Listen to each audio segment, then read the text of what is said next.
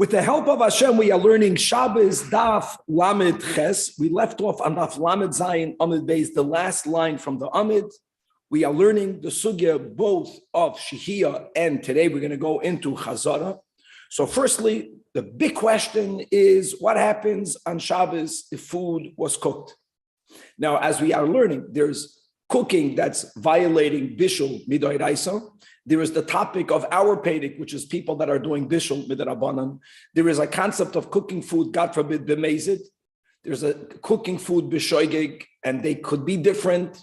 And we're going to put it all together concerning if Shehiyah was done B'shoigeg, and if a person did Shehiyah B'mezid. Now, Chavra, we know we have a machlokes between Hananya and the Chachamim.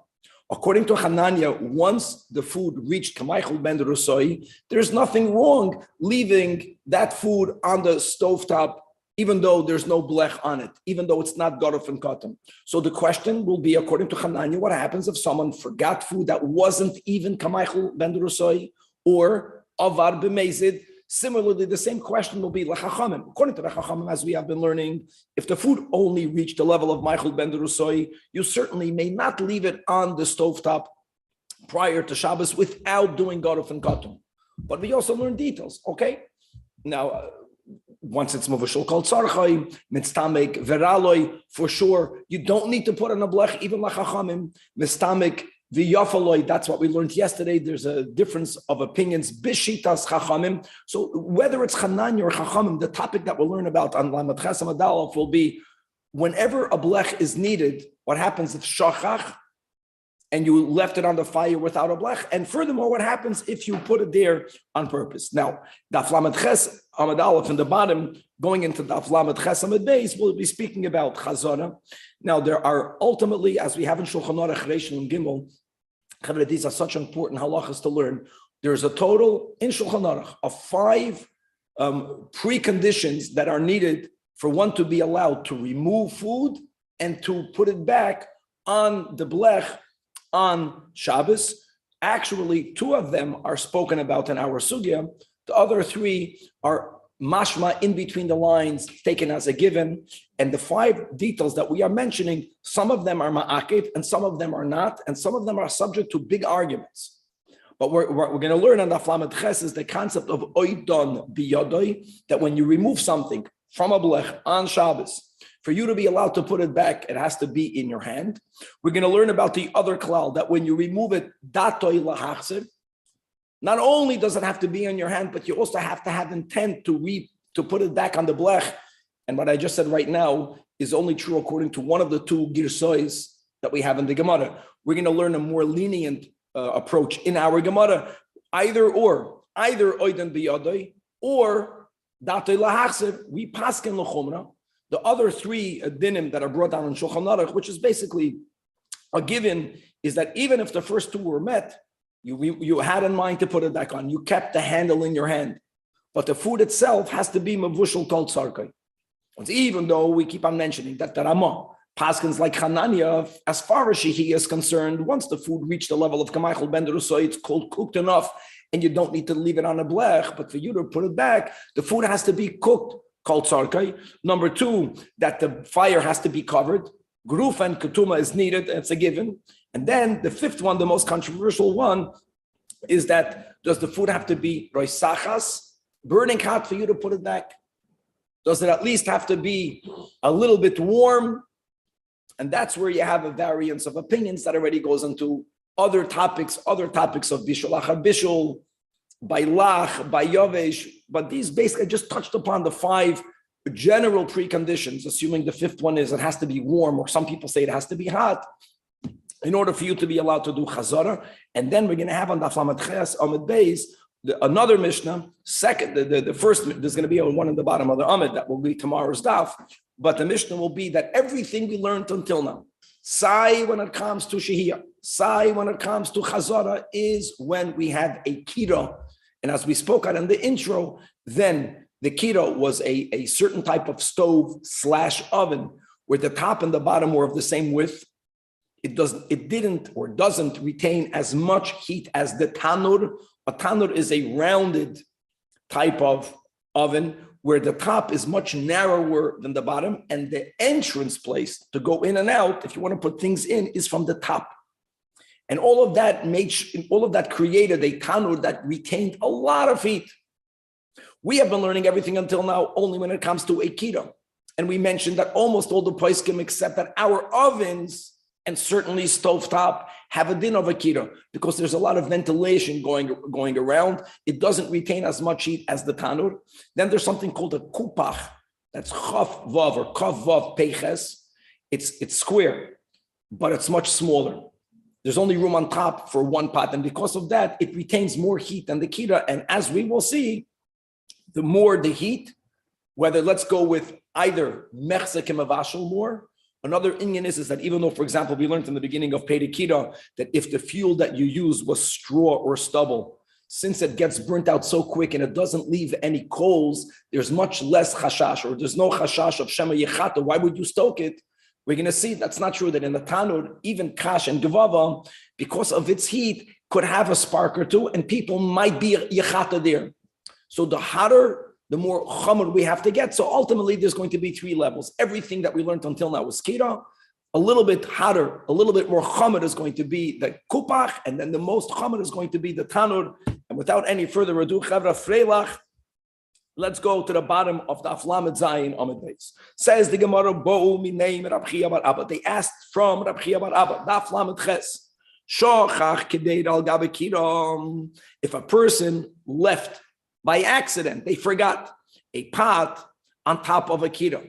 Now again, who are we talking about? So Rashi writes in the top of Rashi, okay, let's go L'shitas Chachamim. L'shitas Chachamim, even though the food is Kamaichel Ben Derusoi, you may not leave it on the fire, midrabanan. If you did not, let's use the word blech, if you didn't put a blech on the fire. And here, if someone forgot and they left under the fire without a blech, that's Rashi. Tosfos adds, he's not contradicting Rashi. Tosfos says, our Gemara can follow Hananya. See, Tosfos always is going to insist, like the Ramah quotes the Tosfos, right? Aflagav the Kaimelon ke Hananya, look inside the top Tosfos, and a Hanami say there. No, in other words, once the food is Kamaichel Ben Derusoi, you don't need a blech. Okay, the Gemara's question is going to be, what's going to happen if the food did not reach Kamaichel Ben Derusoi? And then, even according to Hananya, if it's not Garof and Katum, midrabanan, you can't leave, and you left it. So if you forgot, and let's get back inside the Gemara, and do Bishla b'Shabbos, this nuance is important, as we'll see later. Sometimes you can forget, and then right away remove it. No, you forgot, and it cooked. Mahu, what's the din right now? Oh, so the Gemara says, well, they asked that question from Rabbi Bar Abba, Ishtik v'lei Amar lei v'lei Midi. That's a good klal in life. And by the way, this is complex. And the Gemara, with tremendous chachma here, which makes it a lot easier for us, the Gemara doesn't always do it for us, is going to only open up the Rashi Parakim, as we'll see in a moment. We're going to try to keep things simple because they get complex. There's like categories and there's subcategories. The Gemara only goes into the categories, which is Hamachayim. As far as learning it good, you can chazer the categories, and then at another time, we're going to go into the greater detail. So first, he didn't answer. Number two, Lamachar, that's a Yid. What do you think about when you go to sleep? This is Gan Eden, what we're living in. This is what should be on our head. So the next morning, Nafak v'darishlu, he gave the answer. And he quoted first a Mishnah that we have in Terumos. Baruch atah Adonai Eloheinu melech haolam shar kol nivei dvarim. Like we read by the Tanoim, Eloheinu Rashi Parakim. Guys, we're learning only the general concepts. Hamavashel b'Shabbos. If a person cooks on Shabbos, now Chevra here, the Mishnah is speaking about Bishul Doiraisa. We're not speaking about Bishul Derabbanan. So first of all, those to wissen sein that there's an afkamina, whether this was done b'shoigig or b'mezid. That's the Rashi Parakim. B'shoigig yoichal, b'mezid lo yoichal. Now, Chavra, we are familiar with other Mishnais and that are a lot more complicated. Let me just, there's a machlokes tanoim in this statement. Look, when it says b'shoigig yoichal, does it mean on Shabbos? Or at least do you have to wait b'chtei sheyasu after Shabbos? When it says b'mezid lo yoichal, does it mean on Shabbos? Doesn't mean you may not eat it forever. Another nuance, all subcategories. If it was cooked for me, then there's going to be greater stringencies for me, less stringencies for others. To approach this topic, we don't have to go into all that. So he quoted the Mishnah Machayim Terumos just to get the general Rashi Parakim. We find the din that there's a difference between shoygig and mezid. However, says Rab Chia bar Abba, here that we are discussing shihiyah, which is bishul midrabanan. Here v'loishna. Here we will not make any distinction b'negeya, shoygig, or mezid. Now, what does that mean? When someone gives you that answer, we're not going to make a distinction, meaning we're going to be machmir in both cases, or we're not going to make a distinction and we're going to be making. He didn't say right away. So now the Gemara wants to unpackage this. So frag the Gemara, what does Rab Chia bar Abba mean? My v'loishna, machloikes groups. Rabba and Rabbi Yosef, the Omri Tarvayu, what Rab Chia bar Abba meant to say is leheteiram. And why will we be more lenient here? Zokt, they explain, because mivashel, mishnah and trumos, right? When we're speaking about, cooking, who the ka'avid maise, you did something on Shabbos. You put it on the fire. That's why the din is the mezid lo yoichal. However you apply the yoichal, right? We're more machmer than shoygig. But over here, abal hai the loy ka'avid maisa. Guys, what was this person's aveda? You can't tell a person you can't put something on the fire before Shabbos. You're not doing bishul. As far as iser veheter, the violation was he should have removed it. That's the way you should word it. He should have removed it. So he didn't remove it. So it was a sin of inaction. So therefore, it makes sense that even b'mezid nabi yoichal. That's Rabbi and Rabbi Yosef b'shitas Rabbi Chia bar Abba. However, Rav Nachman bar Yitzchak Amar mamash punkt verkehrt. That when he said loishna is even b'shoygeg lo yoichal. Now again, guys, the Gemara here is not going into the details of what does lo yoichal mean? It can mean many things. Like I said, it can mean never. It can mean not on Shabbos, or you have to wait. Yes, we'll differentiate for peoples. All of that. Just the first mamash darashi perakim. And why? 1 second. It's bishul derabanan. Where would you find that by a derabanan will be more chamer than doraisa? My friends, many, many times. Like people don't want to be violate Shabbos. People sometimes don't take Rabbanans that seriously, especially when they can get away by saying what they did. B'mezid was really done b'shoygig, as he explains. Mivashel, when it comes to Bishul Doiraisa, who the loika osi li'arume, no one is going to go ahead and be mechal Shabbos, knowing the din in the Mishnah and Trumos. That what? That b'mezid lo yoichel, b'shoygig yoichel. You're not going to have a person that's going to cook a b'mezid and then say, well, I did it b'shoygig and I should be allowed to eat it. No one is going to be cooking on Shabbos. So there's no need to make exera. So therefore, b'shoygig yoichel. But over here, since the issue was a derabanan, it's possible that it's theoretically, we should also differentiate. Only b'mezid shehiyah. You put it, lo yoichel. You forgot. Really, it should be you can eat it. But if that would be the case, then people are going to end up leaving it b'mezid, claim that it was b'shoygig. So to prevent that, the Chacham made a gzeira. Especially if it's almost Shabbos and you and you don't have time to do Gadaf and Katum. Very good. Aval since it's possible, the Asili Arume, he's gonna fake. It's gonna be a Ramoy, a Faper, that's in Yiddish. So b'shoygig nami lo yoichal. Okay, so you have either l'chumra or l'kola. Says the Gemara Meisvei, this will be a question on Rabbi and Rabbi Yosef. It says in a Braisa, right? The answer was from Rabbi Chia bar Abba and Amoira. State in a Braisa, shochach kedei al gabe kira. Clear, that's the case. You forgot, someone forgot a pot. Again, guys, don't confuse Hananya and Chachamim. It doesn't matter. Each one, l'shitasoi, in whichever case you needed to have a blech, here was you didn't have the blech, and you shachach, that means a shoygeg, and the bishlo b'Shabbos. So the Braisa uses the same format, the same Rashi Parakim as the Mishnah we just quoted from Terumos. B'shoygig yoichal, b'mezid lo yoichal. Now you got yourself a problem, and you got yourself a simple answer. And like we just mentioned, if you say lo chumra, everything works. In other words, according to Rav Nachman bar Yitzchak, really this is like bishul doiraisa. But since the Chachamim at a certain point were afraid that people are going to do it b'mezid and they're going to claim they did it b'shoygig, so they made this gezerah. These gezeras midrabanan could have happened after the times of the Tanoim, and it only happened in the Bisman Amoyim. It's not a problem. You get it? According to Rabbi and Rabbi Yosef, clearly he's writing b'shoygig yoichel b'mezid lo yoichel. What does Rabbi and Rabbi Yosef hold? They're matir, and Amoyra cannot be more matir Then Atana. Then he says, "Bemet v'ramamurim b'chamen shalichum kol tzarchan v'tafshu shalibishol kol tzarchay aval chamen shuchum kol tzarchay v'tafshu shalibishol kol tzarchay."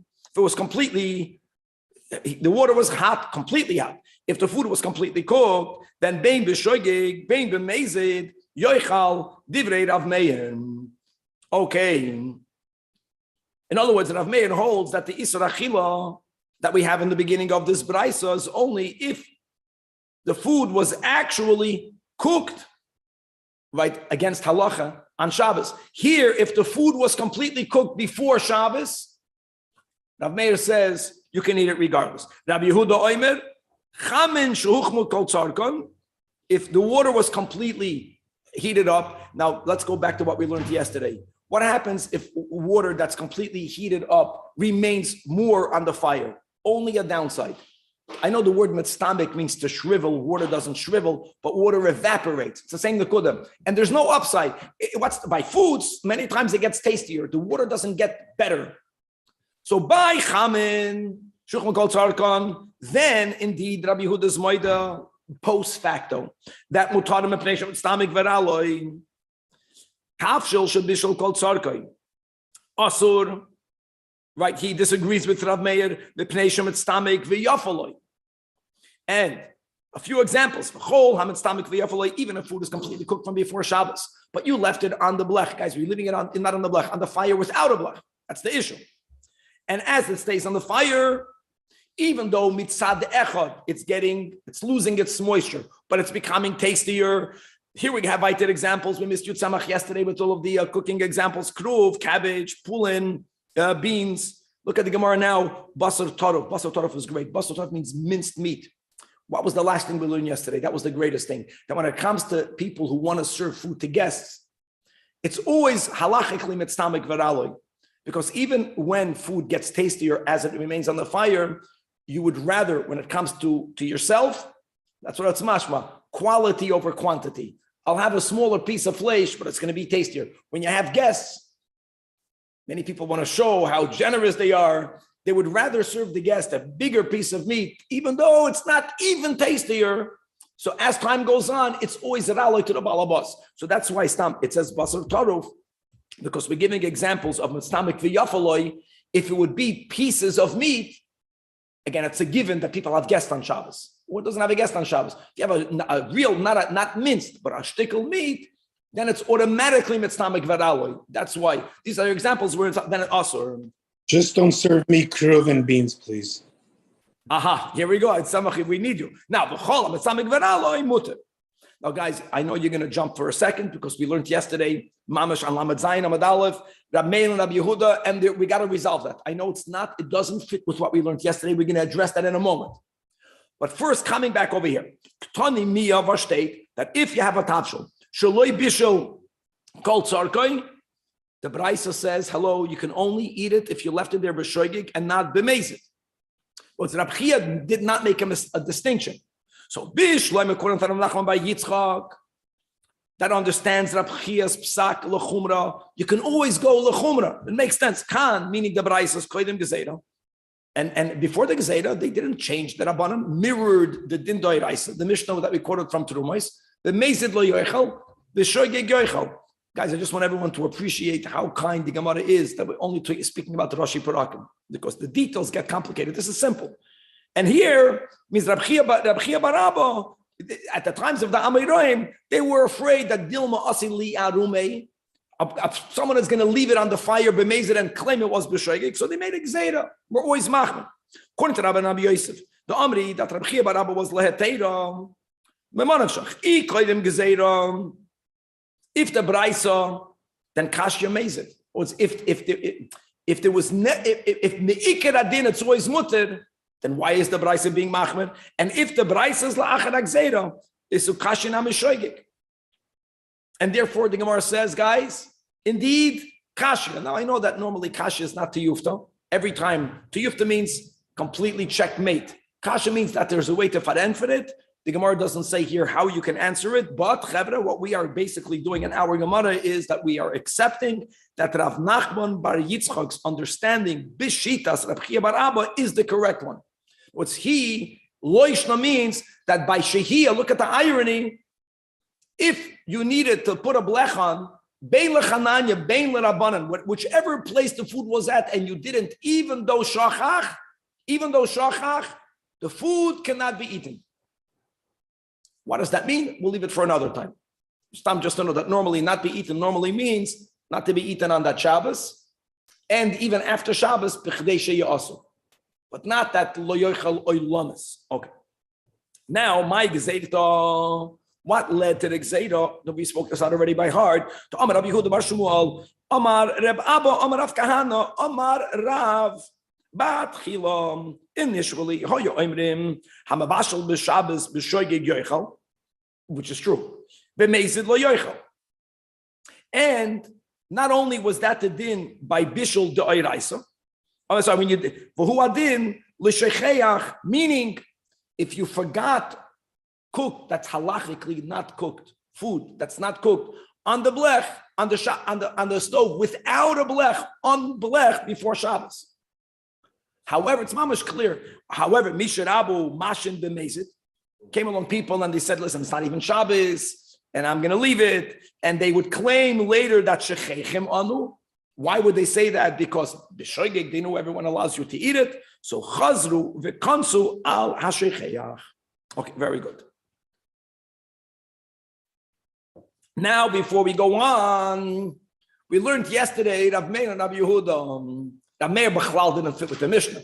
Even with Rabbi Yehuda, we made a nuanced difference between our Mishnah and the Braisa. So, Chavre, it's going to be very easy to follow the Gemara. If you find Rashi, my Rebbe told me you have two hands, two fingers, one finger for the Gemara, one finger for Rashi. That's why God gave you two hands. So, Kasha that Rav Meir, Rav Meir, Zok Rashi, Kasha that Rav Meir, it's the middle of Amid, the Tnan Liel, Bereish Pirkin. Bereish Pirkin means Daf Lamed Zayin, because the Perich began on Daf Lamed Vav Amid Beis. That Lirav Meir, Aliba de Beisilo, remember that? But let's just focus where the contradiction is. We learned yesterday that what? That Chamin, Avo Loi Tafshin. In other words, cooked food may not be left if it's not blecht, if it's not got from cotton. V'hacha over here, Shari, Chamin, if the tafshel was already bishul called sarkoi, then you can leave it. Keep your finger inside Rashi. Back in the Gemara. And Kasha de Rabbi Yehuda, Ad Rabbi Yehuda, Rashi, Kasha de Rabbi Yehuda, Der Hasam, and Daf Lamed Zayin, Amar Rabbi Yehuda, Chamin v'tafshel, that what? The Hasam, Amar Rabbi Yehuda, Chamin v'tafshel, is allowed. V'hacha asar tafshel shel bishul called sarkoi. If the taste improves. And above, we learned, according to Rabbi Yehuda, that no, if it's completely mavushal called sarkoi, then you are allowed to leave it on a unblecht stovetop. Answers the Gemara, did Rav Meir ad Rav Meir loy kasha, daf lamed zayin, right? That loy tafshil was lechatchila. Here, we're speaking about the Eved. Very good. Rav Meir is very machmir. The Rabbi Yehuda drew the Namalei Kasha, Daf Lamed Zayin, that allows, who told you Daf Lamed Zayin is speaking about an unblecht oven? No. When does Rabbi Yehuda allow it? If the Gerufa Viktuma, and Kan, the She'ena Gerufa Viktuma. Coming back, this is important. So the first din was that if Shachach, in other words, if you needed to have a blech, whichever shita you're going to go by, and you forgot it on the fire without a blech, we're learning in the Gemara that because of Gzeida, you can't eat that food. Lo yor. Now comes the next question. What happens, not if you forgot, if you purposefully let it on the fire. Now let me ask anyone who's learning this, how do you understand this Gemara? If we just concluded, we refuted the Rabbi and Rabbi Yosef, even only Shachach, because of Gzeida, b'meizid lo yochel, even b'shoigeg, what are we at? What is the question? It doesn't fit. So the Ritva and other Rishonim explain like this. Now, Atkan and Shoyeg got to Mezid is that you had food that was halachically not yet cooked. It needed a blech. You left it shachach without a blech. And then it actually got better on Shabbos. That is where Before the Gezerah, Taka B'Shoigig, you would be allowed to eat it. B'Mezid, it must be that our Gemara is speaking about a case. Taka Avar V'Shom means B'Mezid. You left it on the fire. You left food that could have gotten better, but you took it off the fire that's unblecht on Shabbos before it got better. It must be that's the case. The Mezid was you shouldn't have left it, but it did not yet have enough time to improve, and now you removed it. That must be the kasha, that window. Because if your mamish left it and it got worse, it was put on before Shabbos, it was left always.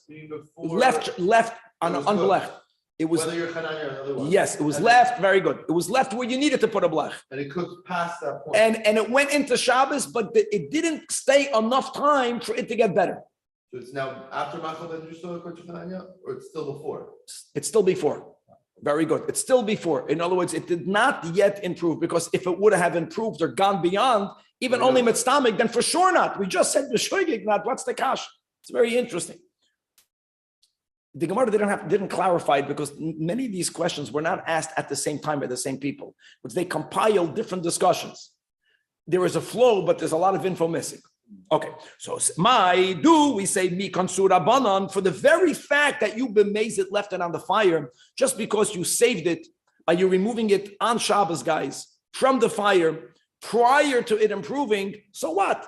For the fact that you left it b'mezid, you knew you're not allowed to leave it. You have to put a blech on, or like so. Tashema the Omar Shmuel bar Nasan Amar Rab Chanina Shalach Rabbi Yosef Litzipoidi Motza Chamin. Shenishtahu al gabi akira, must be unblech, right? If not, there's no issue. He found hot water that was left on akira without a blech.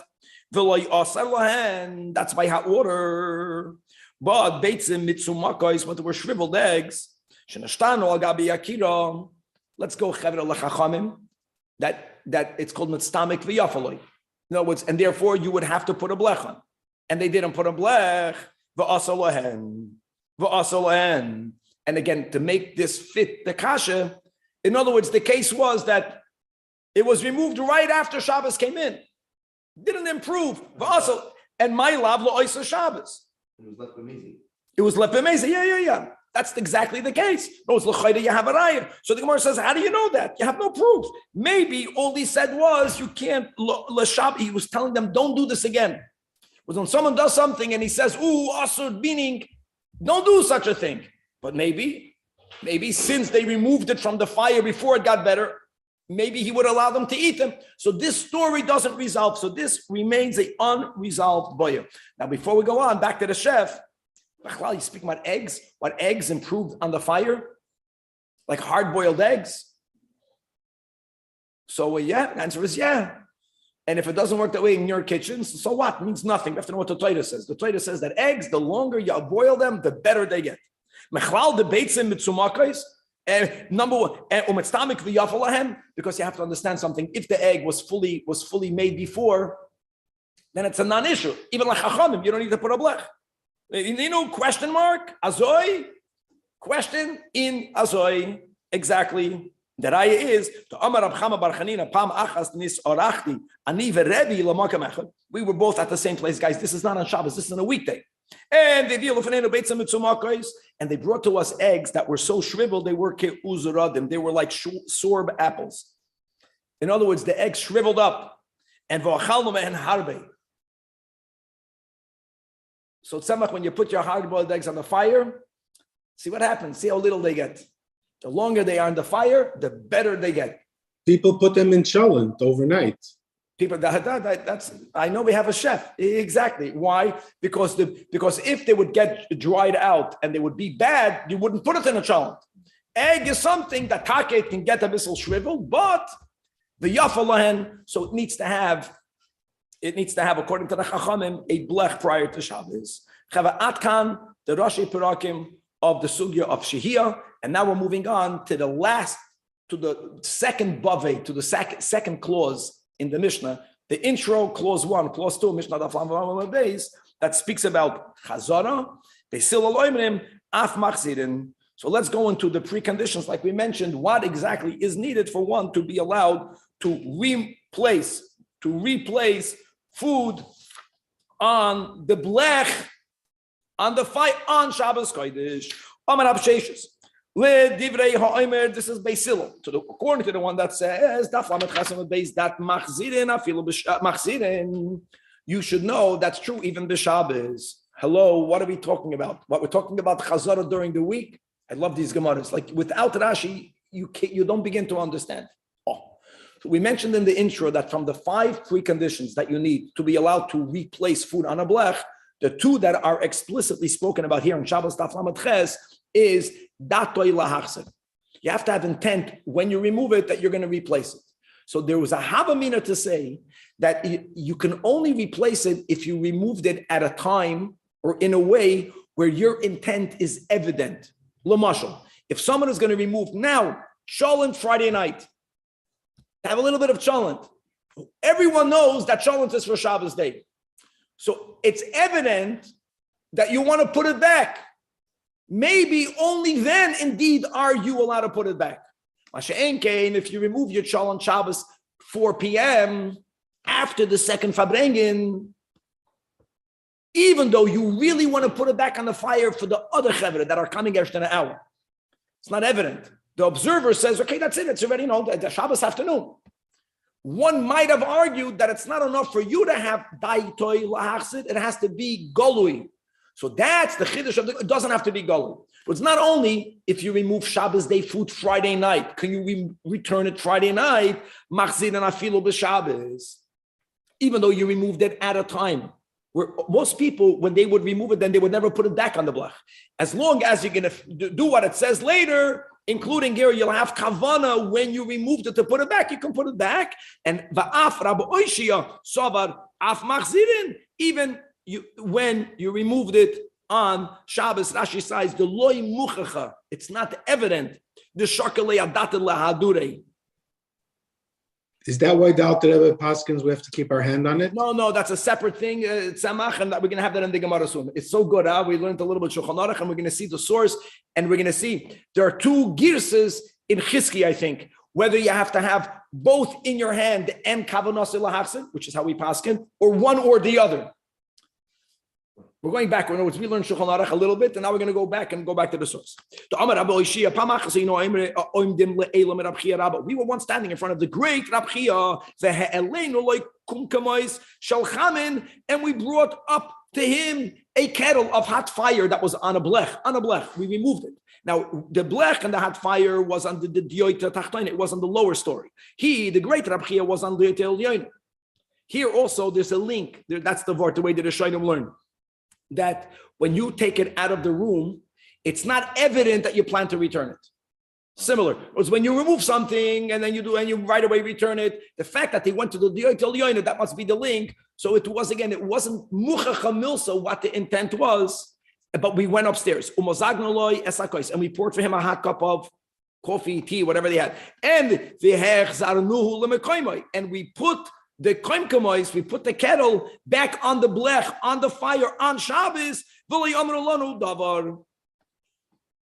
it doesn't say this happened Shabbos day, but it doesn't say that it's not about Shabbos day, Friday night. It's about this nakuda that since it wasn't a different story, it was like lav muchacha milsa, and it's still okay. It's not about evident. It's about what you had in mind. If you had in mind to return it, you're good to go. Amar Abzreika, Amar Ababa, Amar Rebbe Tadoi. Loy shanu, another precondition. Elosha oidan biyadoi. Here we go. Oidan biyadoi, we spoke this out 2 days ago, doesn't mean that it's mamish in your hand. Like imagine, you have to be a giver like Shimshon, where you pick up a cholent pot and you keep it in your hand, you only have 2 hands. One for Rashi, one for the Gemara. Here it's one for the cholent handle and one for the cholent left. Like it means you can put it down on the stovetop, but the handle remains in your hand, or the edge of the pot remains in your hand. Now, you know what that does? That's about the muchacha milsa. That makes it evident. That's not just about your kavana. So on one hand, circumstantial of what time, Friday night, Shabbos day, the same environment, a different environment. We don't need that. But we want you to keep it in your hand. If you put it down, it wasn't a stovetop, but it means it's no longer in your hand, then asur. Okay. Why is it also? This will be the words of the Rishonim. Chevra, a new placement on Shabbos is also. We begin with that. Placing something anew on Shabbos on the blech is also. And I know that this is a very broad statement, and then you have machlokes Fardim and Ashkenazim when it comes to Bishalach or Bishul, but let's just begin the sugya by getting this approach. Chazara or ha-chazara means it's not a new placement. This was placed before Shabbos.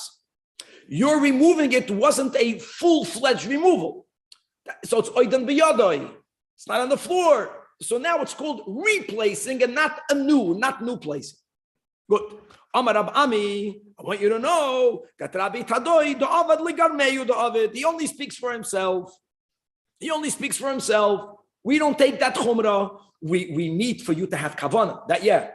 But if you have kavanah, tzemach, this is we don't pass. Yeah, I can have kavanah. You can let go of it. I don't care. You put it in your hand. You put it on the ground. Doesn't matter. They were more lenient. That's a great source. Then mutter. Now the other requirements that we spoke in the intro, that's a given. No, it's the fact again that there has to be tafshil. That's mevushal called sarkoi.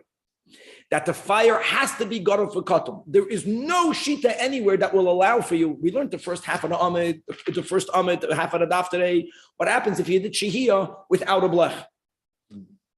Even in the scenarios where it's going to be okay, never to put it back. To make that clear. Even though the shihiyah was b'shoigig, shachach, doesn't matter. You have to have it covered. Then again, the question is, there is going to be, according to a certain amount of heat that the food will still have to have, right? If the food became completely cold, then it's called a new placement.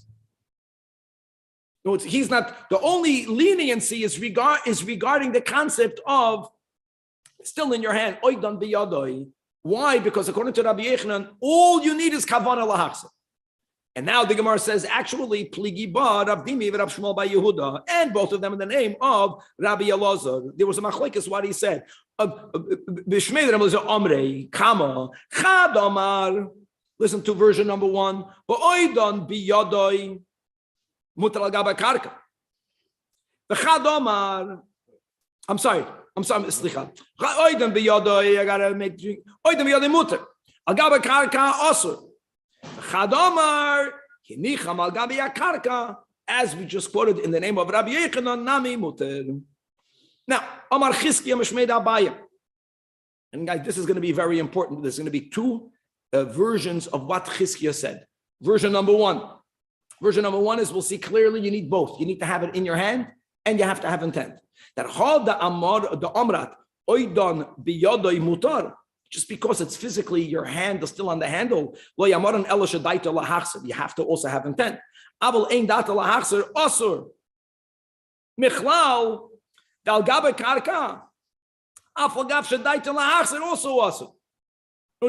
it's not either or. You need both preconditions. That Chizki said either or. That's only means you let go of it. It's not in your hand. If you had in mind to put it back, you don't need it to have it in your hand. Michlal, it's taka either or, that if it is in your hand, even if you have no such intention. And we paskin out, never paskins l'chumra. It's not either or. Not only do you have to have kavana to put it back, you also have to keep some part of the pot in your hand as well. Now, Boye Rabbi Yirmiyah, this concept, my friends, now the way in the Gemara we had in your hand or you put it on the ground. Putting it on the ground is you completely removed yourself from it. What happens to lon b'makel? If it's hung on a makel, on a stick, it's hung on a peg, put on the countertop. Or hinichan agabi amita was put on a bed.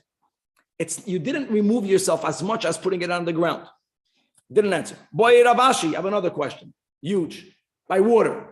You met all the conditions, guys. You oidan biyadoy and datel hachzor and the chamen is chuchmanu kol tzarkan and the blech is farblech and the water is still hot. But I took the water on kettle number 1. The kettle number 1 was placed erev Shabbos on the blech. I took it off. I poured myself a cup. What happens if I take all of the water in kettle number 1 and pour it in kettle number 2? Everything is in my hand. Everything was b'kavanah to put, and I want to put it back on the blech. Does it bother me if the keli itself was not on the blech before Shabbos? That was the final inquiry. Pinon mimecham lemecham ma'u. And on all of these inquiries, the Gemara says, Teiko tishbi yitaretz kushiyas vaboyas, or Teiko, the question still stands. L'chaim. Now we're moving on to the next mission. Here we go. So the Pedic is called Kira. Today's ovens are Kira, halachically. Stove tops are for sure Kira. The mile of Kira is that there's a lot of ventilation. So therefore, just for example, if it was fueled bikash ubigvava, being that to begin with, it's hard to cook things in a Kira relative to the Tanur. When Shabbos comes in, there's nothing that remained from the straw. It's ash. No one is going to be a chata. In an environment that's super, super hot like a Tanur, things can still cook in there, and maybe there's still this chashash. Tanur sheisiku, even only with straw or with stubble, says the Mishnah, lo yitain. This is before Shabbos. This is Shehiyah. All right? Lo yitain, bein mitoichoi, bein al gabav. Let me add a very important word. Lo yitain, even if it's Garuf and Katum. Wow. Okay. Kupach is in between. It's not. It doesn't retain heat as much as the halachic tanur because it's not narrower in the top. It's equally wide top and bottom, but because of it being smaller, there's only size for one pot on top. Smaller, the more it's the hotter. Smaller, hotter. It's mamish like we had on Amad Aleph, when stomach v'yafaloi. Bigger, you lose the heat. If the fuel is that strong, the stubble, then we equate halachically the kupach to the kirayim. But if we warm up the kupach with pulp or with wood that form into bona fide coals, then the kupach has a din of a tanur. Again, the way we're learning the Mishnah, that even by garuf and katum, you may not leave food inside of it or on top of it. Says the Gemara. Tanur sheisiku. In other words, we begin quoting the Mishnah. So Rabbi Yosef lemeimar toichoy mamish al gabav mamish. The topic of a Mishnah is only putting food either on top, which is what we call a stove top, or in it, like what we call an oven. Aval, if you remember, 2 days ago we were having this whole conversation, or yesterday even putting something alongside of it. Aval lismoy, alongside of it. Shaper dummy. In other words, guys, the maskana that we had in the sugya above is that you are allowed to put food on the side of a kira, even though the kira was not garuf and cotton. It's outside. It's not hot.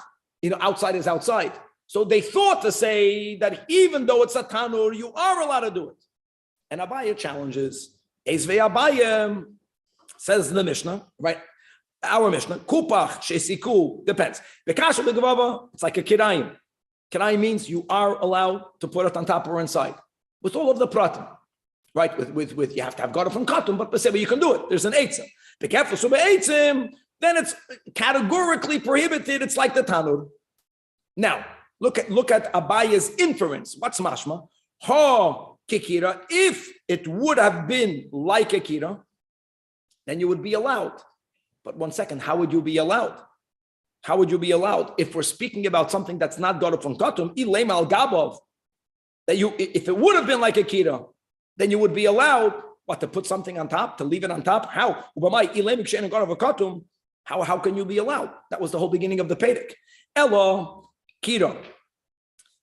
Ella kira ki ena gruf ketum al gabov mishari. In other words, our Mishnah cannot be speaking about what the Havamin is, that's important, that the Mishnah is speaking about an unblech. There's no blech. Because if there's a blech, then it's allowed. Chiddush is that if there's no blech, how is it allowed? It must be this Mishnah speaking about putting it on the side. The whole case of the Mishnah is putting it on the side. And in other words, what we are saying is that you cannot put it on the side of a tanur. Okay. That even on the side where Bekira you could, by the Tanur you can't. That goes against his teacher, Rabbi Yosef. Elo lav, the Mishnah is speaking about, again, there must be the Havamid. The Mishnah is not speaking about Garuf and Katam. We're speaking about not Garuf and Katam. If it's not Garuf and Katam, then how can you even do it by Akira? So it must be speaking about putting it alongside of it. Yet it says, Hareo Ketanur, Kupach is like a tanur. Also, the only thing that you are allowed to put alongside of it is by the kira, not by the tanur. So Omar Rab Ada Barahava, who said that the Mishnah is speaking about unblecht? For you to say it must be the Mishnah speaking about lismach. No, we're speaking about in a kupach that yes has a blech. It's garuf and katum. The tanur is gruf and ketuma. And nevertheless, if it was heated begefes or be'etzim, it's like a tanur, like we mentioned. The chumrah, the chiddush of the Mishnah is that even a garuf and katum, you can't use a tanur at all. The alpha gav the garuf and katum al gabav asur. And if it would have been like a kira, if the kupach would have been like a kira, even though you warmed it begefes or be'etzim, then by garuf and katum it would have been permitted. The Mishnah is not speaking about an unblech. The Mishnah is speaking about a blech.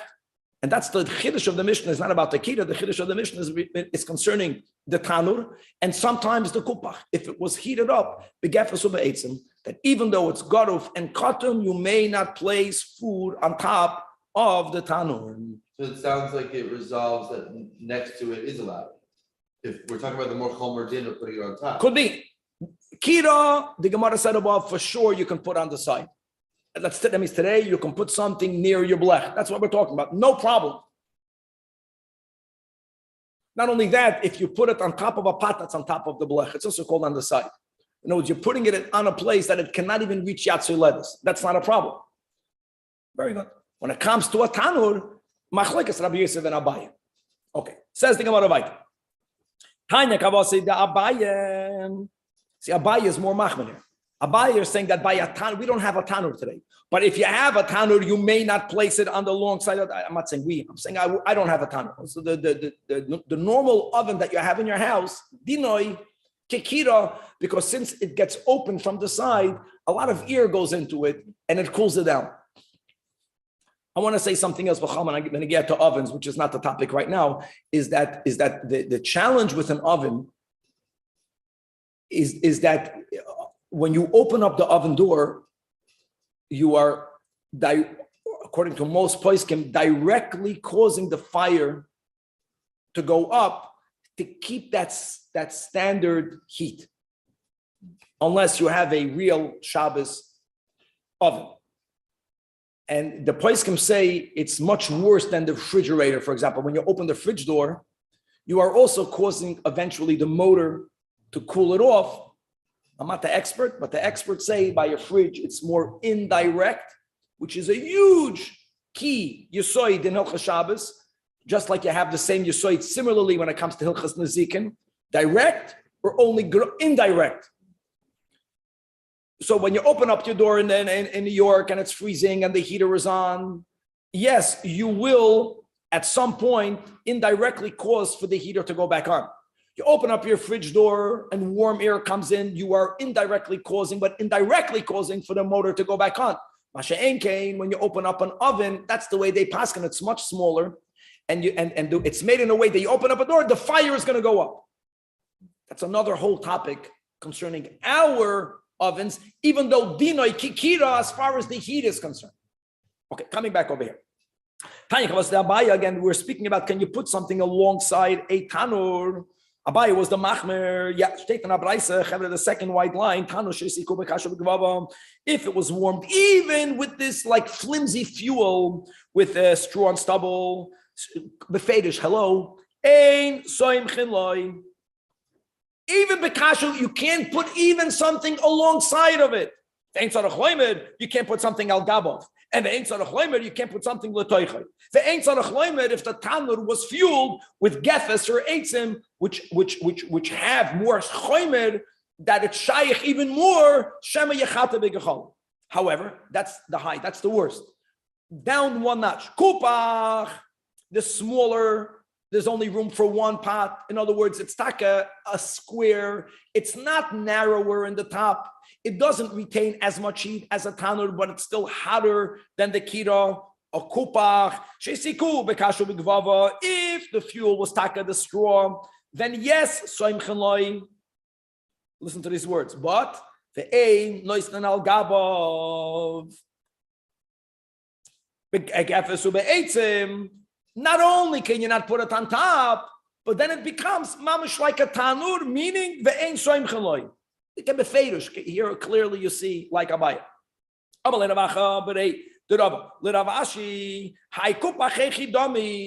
Explain to me this kupach. If a kupach is a kira, or they wanted to have clarity in what it is, what's the metzias?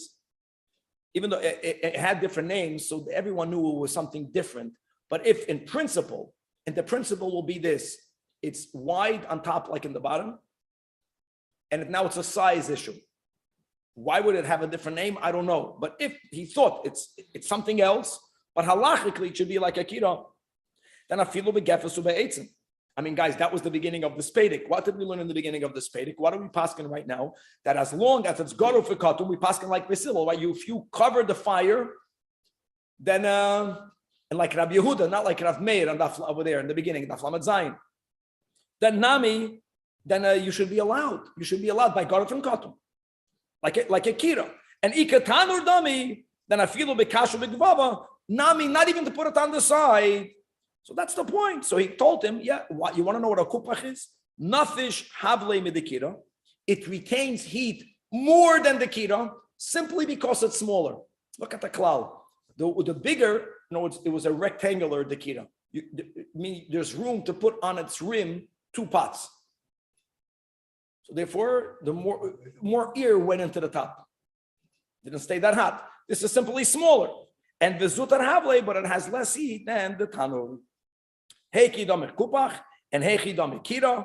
More details to clarify this. So Amar Rabbi Yossi bar Rabbi Chanina, like this: kupach mokoim shefisas kedeira achas. Where can you place a pot? I want to make it clear, guys. It's not just a stovetop. Before Kevin put a good picture up over there, it was a keli that you could put food on top, on the rim, and inside of it there was also a door in its wall, which is why we say that our ovens dinoi kikira. So, but there's only room for 1 pot. It's very little. Kira makom shvisas shtei kedeiros. There's room to place 2 kedeiros. Amar Abaye v'temer Rabbi Yirmiyah afan anametanino. We're going to quote a Mishnah in Kalim from where it will become clear the physical difference between a kira and a tanur. Ubehegdim, the klal is that if you have a keli that became tamei, obviously if it's made of a material that allows it to be taken to the mikvah, certain kelim like klei cheres are unmikvable. You can't take it to the mikvah. Other kelim, even though you can take it to the mikvah, but there is a rule across the board that if that keli halachically breaks, the tumah goes away. Then there's whole questions. What happens if you break it and you put it back together? Does the tumah return? If it breaks, the tumah goes away. So says the Mishnah like this. Now, what does the definition of breaking mean? The ikar, that something happened to it that the function for which it was made, it no longer serves. So says in the Mishnah, kira, if shenechel kol orka tohira, if it broke on its length. Now, if you can just imagine, Kevin is not here today. If you can just imagine this rectangular kira, if it broke in its width, now you have 2 kupachs. And even though you can't put anything inside of it because there's no wall retaining the heat for the inside, but as far as a stovetop is concerned, it's perfectly functional. That's a raya that the only difference between the kira and the kupach is how long is it. That's why we say that a kira is rectangular. It's not a bigger box. It's the same width, which means that it was made in the standard width that when you put a keli on top of it, the keli doesn't fall through it. It's open, which is how the heat is going under the pot, but the walls of the kira is going to be under the width of the bottom of the pot. Kira means that there's place for 2. So if it broke lengthwise, now you can't use it at all. So when it comes to the dinim of tum and tara, even though it was tamei before, now it's tahira because it no longer can function for its original purpose. If it broke l'rachba, it remains tamei. You know why? Because a kira is like a double kupach in only in one side. It's rectangular. So if it broke l'rachba, now ki'ilu you have 2 kupachs, but it still functions as a stovetop. But a kupach, To begin with, it only has the size for one pot. So no matter which direction it breaks, bein la'orka, bein la'rachba, it no longer can function, and therefore it becomes tar. We'll stop over here. God willing, to be continued. Now, what we're going to do is that, just to say, we have 5 more daf on Shabbos, and it's still in Pedikira. So tomorrow's shir will begin on daf Mem Beis, 10 lines from the top. I'll give the background. At least we're going to go consistent, and we're going to learn again 5 more daf, and then we're going to move on to Sanhedrin. That's where we're at. And in Sanhedrin, we have 10 daf in the same place. To be continued. Freila.